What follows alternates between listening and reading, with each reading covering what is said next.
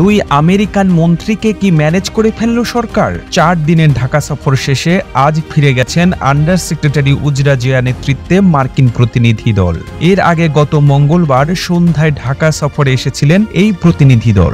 ঢাকা সফরে এসে তারা কক্সবাজার রোহিঙ্গা ক্যাম্প পরিদর্শন সহ প্রধানমন্ত্রী শেখ হাসিনা, আইনমন্ত্রী আনিসুল হক, স্বরাষ্ট্রমন্ত্রী আসাদুজ্জামান খান কামাল এবং প্রধানমন্ত্রীর বেসরকারি শিল্প ও বিনিয়োগ উপদেষ্টা সালমান এফ রহমানের সঙ্গে বৈঠক করেছেন।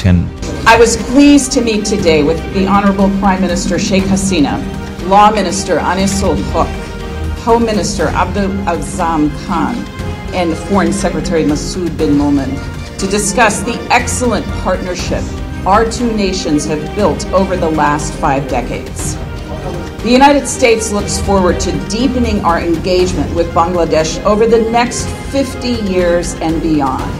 মার্কিন পররাষ্ট্র দপ্তরের বেসামরিক নিরাপত্তা, গণতন্ত্র ও মানবাধিকার বিষয়ক আন্ডার সেক্রেটারি উজরা জিয়া এর নেতৃত্বে মার্কিন প্রতিনিধি দল ঢাকা সফরের আগে রাজনৈতিক অঙ্গনে নানা রকম মুখরোচক আলাপ আলোচনা হয়েছে।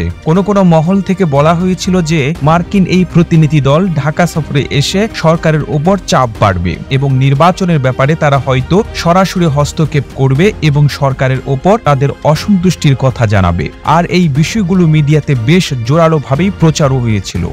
বিএনপিও এই সফর ঘিরে বেশ উজ্জীবিত হয়ে উঠেছিল, কারণ গত প্রায় 2 বছর ধরে মার্কিন রাষ্ট্রদূত পিটার হাস যেন তাদের কণ্ঠস্বর হয়ে কথা বলছেন, তাদের সহযোগিতা দিতে তৎপর হয়েছেন। সর্বশেষ নির্বাচনের আগে উচ্চ পর্যায়ের মার্কিন প্রতিনিধি দল হয়তো সরকারকে বাধ্য করবে বিরোধী দলগুলোর দাবি মেনে নিতে, এমনই ধারণা ছিল কোনো মহলের।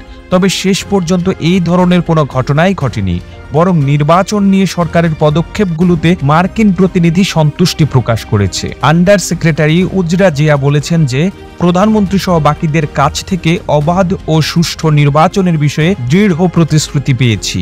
দেশের রাজনৈতিক বর্তমান পরিস্থিতিতেও তারা নিজেদের সন্তুষ্টির কথা জানিয়েছেন।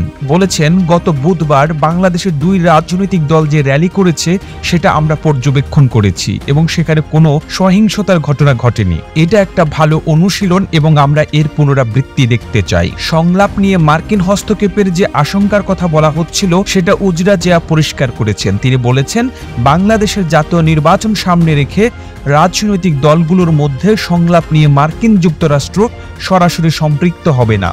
এই ধরনের অভিপ্রায় মার্কিন যুক্তরাষ্ট্রের নেই বলেও তিনি পরিষ্কার করেছেন। অর্থাৎ মার্কিন এই প্রতিনিধি দলের ঢাকা সফরের ফলে এখন অনেক কিছুই স্পষ্ট হয়েছে। তবে এইসবকে ছাড়িয়ে এখন প্রশ্ন উঠেছে যে সরকার কোনোভাবে এই মার্কিন প্রতিনিধি দলকে ম্যানেজ করেছে কিনা। এটি যেন এখন কোটি উৎসুক মানুষের কোটি টাকার প্রশ্ন। এই ব্যাপারে সংশ্লিষ্ট দপ্তর এবং কূটনৈতিক বিশ্লেষকদের সঙ্গে কথা বলে জানা গেছে, মার্কিন এই প্রতিনিধি দলের সফরসূচিতে দেশের রাজনৈতিক বিষয়গুলো ছিল না। তারা মূলত এসেছেন রোহিঙ্গা ক্যাম্প পরিদর্শন করতে, কিভাবে বাংলাদেশের মানবাধিকার সম্পর্কিত বিষয়গুলো নিয়ে আরো ব্যাপকভাবে একত্রে কাজ করা যায় সেই বিষয়গুলো নিয়ে আলোচনা করতে। নির্বাচনের ব্যাপারে মার্কিন যুক্তরাষ্ট্র শুরু থেকে বলে আসছে যে তারা অবাধ সুষ্ঠু নির্বাচন চায়, আর এ ব্যাপারে সরকার আগে থেকেই বলে আসছে যে একটি অবাধ সুষ্ঠু নির্বাচন করতে সরকার বদ্ধপরিকর। আর মার্কিন প্রতিনিধি দল সংশ্লিষ্ট সঙ্গে বৈঠকে সেই নিশ্চয়তা পেয়েছে বলে তারা জানিয়েছে। তবে এসব বৈঠকে তত্ত্বাবধায়ক সরকার কাঠামো নিয়ে কোনো আলোচনা হয়নি বলে দায়িত্বশীল সূত্রগুলো নিশ্চিত করেছে। তবে শেষ পর্যন্ত মার্কিন যুক্তরাষ্ট্রে ভূমিকা কি হয় সেটাই দেখার বিষয়। প্রতিবেদন তৈরিতে তথ্য উপাত্তের সাহায্য নেওয়া হয়েছে জাতীয় গণমাধ্যম বাংলা ইনসাইডার থেকে। আর এতক্ষণ আপনারা সঙ্গে ছিলেন বিশ্ব বাংলা। এভাবেই সঙ্গে থাকুন, আমরা তো ফিরছি নতুন প্রতিবেদন নিয়ে।